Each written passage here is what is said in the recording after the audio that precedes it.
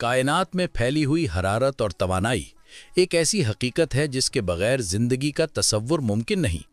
कुरान मजीद इस हकीकत की तरफ इशारा करता है, अल्लाहुल्लज़ी जअल लकुमुश-शम्स ज़ियाअन वल क़मर नूरा, सूरतुल यूनुस 5। यानी अल्लाह वही है जिसने तुम्हारे लिए सूरज को रोशनी और चमक का ज़रिया बनाया। इसी तरह एक और मकाम पर फरमाया, वजअलना सिराजम वहाजा, सूरतुन नबा 78:13। यानी हमने एक रोशन और दहकता हुआ चिराग बनाया। ये सूरज की हरारत और तवानाई की तरफ वाज़े इशारा है।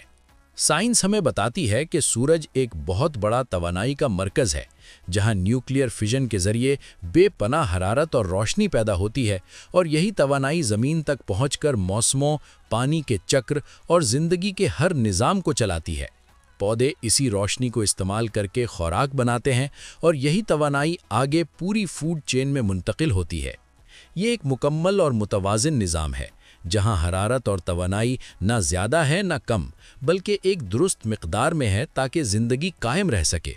कुरान हमें ये नहीं बताता कि साइंसी अमल कैसे होता है, बल्कि ये हमें इन निशानियों की तरफ मुतवज्जे करता है ताकि इंसान गौर करे और इस हकीकत को समझे कि ये सब एक हिकमत के तहत कायम है।